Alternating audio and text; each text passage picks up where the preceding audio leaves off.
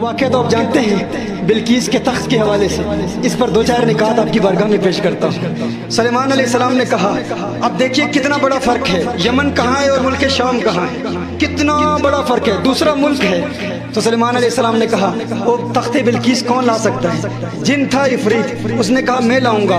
کب لاؤ گے؟ کہا جب تک آپ کی محفل برخاست ہوتی ہے اس سے قبل ہی میں لاؤں گا۔ اب محفل اس وقت سلیمان علیہ السلام کی محفل کب ہوتی تھی؟ وہ فجر کے وقت شروع ہوتی تھی، دوپہر کے وقت ختم ہوتی تھی۔ کہا جب تک آپ کی محفل ختم نہیں ہوتی اس سے پہلے میں تخت لے کے آؤں گا۔ اچھا، آپ نے فرمایا نہیں، مجھے اس سے بھی جلدی چاہیے۔ کب چاہیے؟ کہا اس سے بھی جلدی چاہیے۔ کب چاہیے؟ بہت جلدی چاہیے۔ ایک اللہ والا بولا۔ اب وہ کون تھا؟ وہ کون تھا؟ کہا الذی کان عنده علم من الکتاب، قال الذی کان عنده علم من الکتاب، وہ بولا جس کے پاس، یہ من کون سا ہے؟ یہ من تبعیضیہ ہے، من تبعیضیہ ہے، یعنی کتاب کا کچھ علم تھا، کل علم نہیں تھا۔ اور یہاں یہ نہیں فرمایا قال صاحب سلیمان، یہ نہیں فرمایا قال وزیر سلیمان کہ سلیمان علیہ السلام کے وزیر نے کہا یا سلیمان علیہ السلام کے صحابی نے کہا۔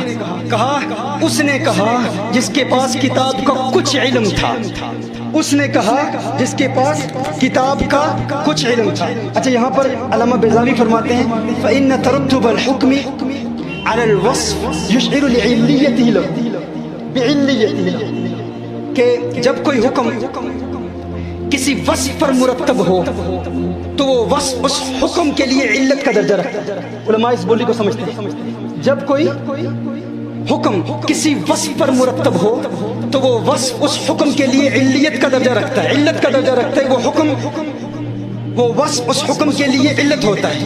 اب وہ حکم کیا تھا؟ تخت کو لانا۔ حکم کیا تھا؟ تخت کو لانا، بہت دور سے لانا، 1 مہینے کی مسافت تھی۔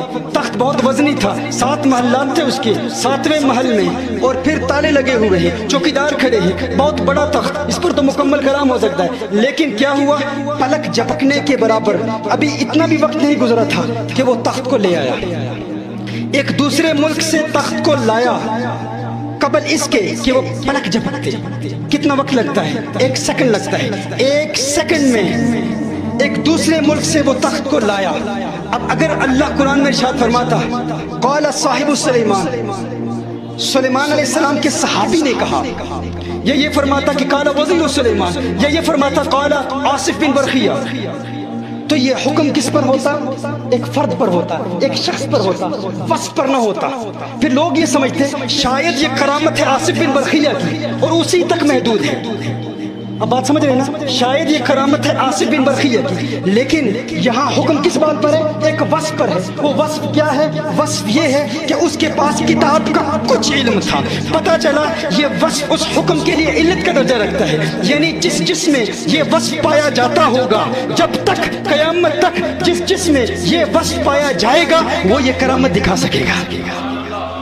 جس میں یہ وصف ہوگا اور وہ یہ کرامت دکھا سکے گا۔ اب جب ہم یہ پیش کرتے ہیں تو کہتے ہیں یہ سلیمان علیہ السلام کے دور کا واقعہ ہے، تم کیسے کہتے ہو کہ شاہ جینا، شاہ بغداد شریف سے کشمیر آ سکتے ہیں، یا ہمارے برطانیہ میں کچھ نوجوان ہیں جب اوراد فتحیہ شریف کا ذکر کرتے ہیں تو کبھی کبھی کہتے ہیں کوئی کشمیر سے بزرگ آیا تھا، کوئی شاہ ہمدان آئے تھے، کبھی اولیاء اللہ کا ذکر کیا جاتا ہے، تو برطانیہ میں بھی کچھ نوجوان متنفر ہو کر بڑی رعونت، بڑے تکبر سے کہتے ہیں ارے کشمیر میں رہ کر کوئی ولی انگلینڈ کیسے آ سکتا ہے، وہاں کیسے آ سکتا ہے؟ تو ان کے لیے جواب ہے کہ آصف بن برخیہ ایک تخت اڑا کے لائے تھے کہ نہیں، ایک تخت کو لائے تھے کہ نہیں لائے تھے؟ کہا نہیں، یہ اس دور کا واقعہ ہے، یہ قرآن کا واقعہ ہے۔ تو یاد رکھیے ماضی کے انبیاء سے سب سے زیادہ افضل نبی کون ہے؟ سب سے افضل نبی کون ہے؟ ہمارے آقا ہے نا، سب کا اجماع ہے نا، کوئی انکار نہیں کر سکتا۔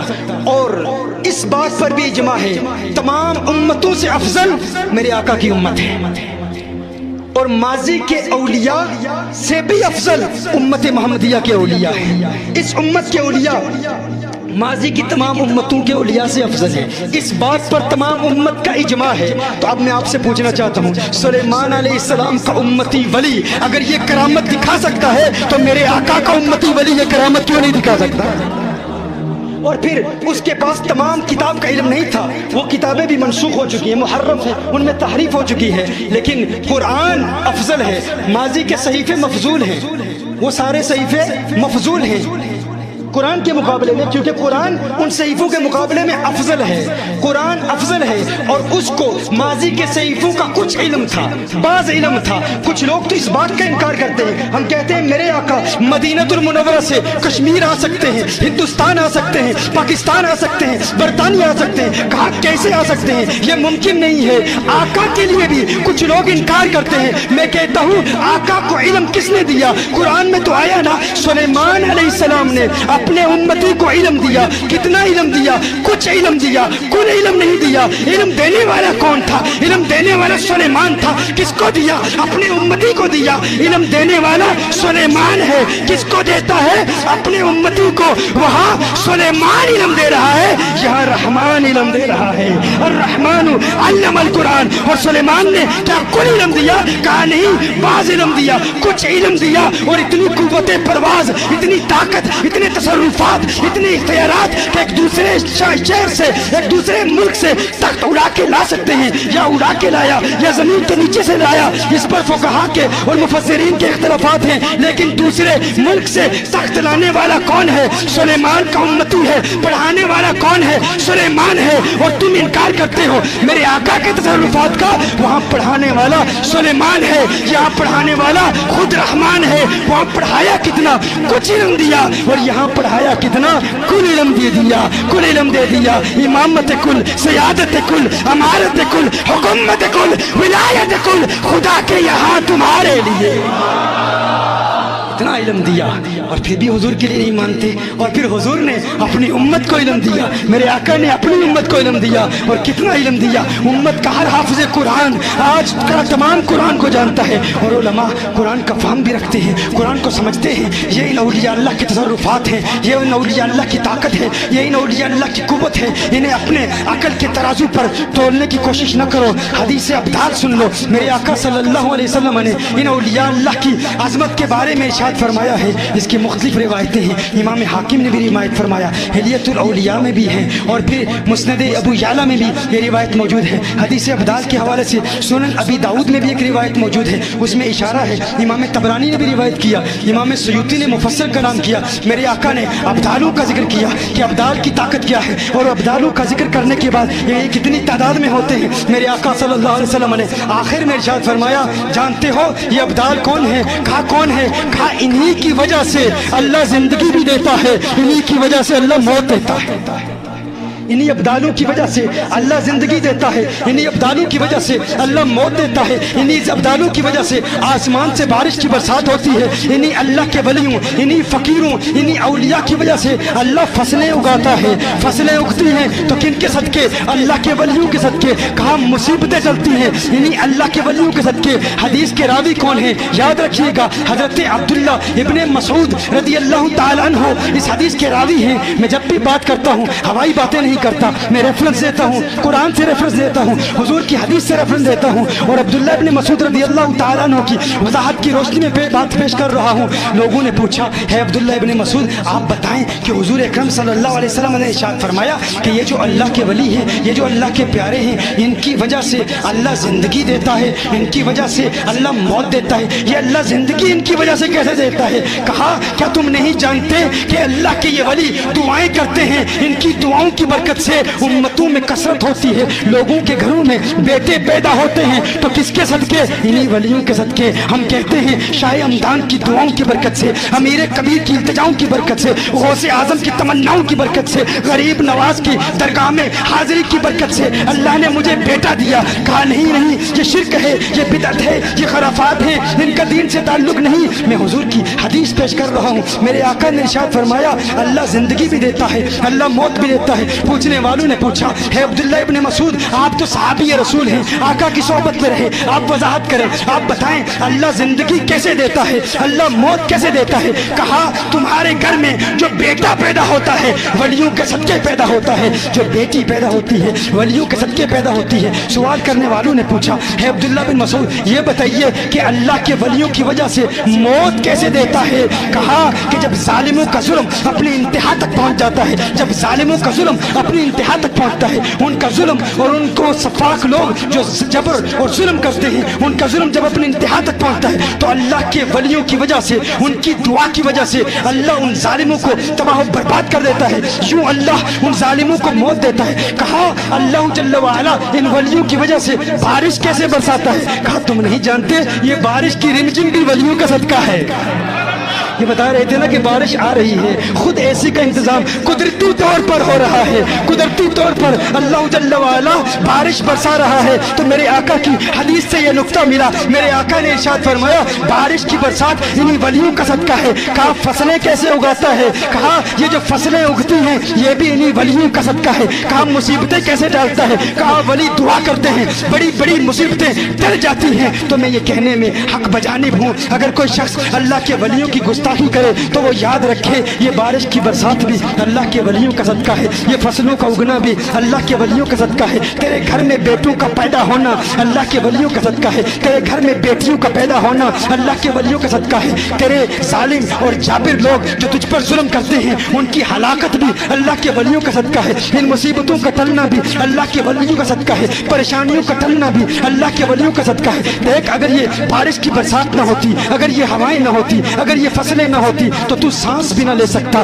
पता चला तेरी हर हर सांस अल्लाह के वलियों के एहसान तेरे दबी हुई है, तेरी हर हर सांस अल्लाह के वलियों की मकरूज है। ताहयात तू अल्लाह के वलियों का मकरूज है। अरे अल्लाह के वलियों पर अंगुश्ते तनकीद उठाने वाले, अल्लाह के वलियों पर जुबान तान दराज करने वाले, अकल के नाखून लो, होश करो, सोचो किसकी बारगाह में गुस्ताखी कर रहे हो, किसकी तौहीन कर रहे हो। तुम्हारी सांसें भी उन्हीं की मकरूज हैं, अगर वो न होते, अगर वो दुआएं न करते तो तू सांस तक भी नहीं ले सकता। बल्कि मैं ये कहूँ या तो अल्लाह के वलियों से दुश्मनी छोड़ दो या फिर सांस लेना छोड़ दो। या अल्लाह के वलियों से दुश्मनी और सांस भी ना ली, सांस लेना छोड़ दिया तो कहाँ जाओगे?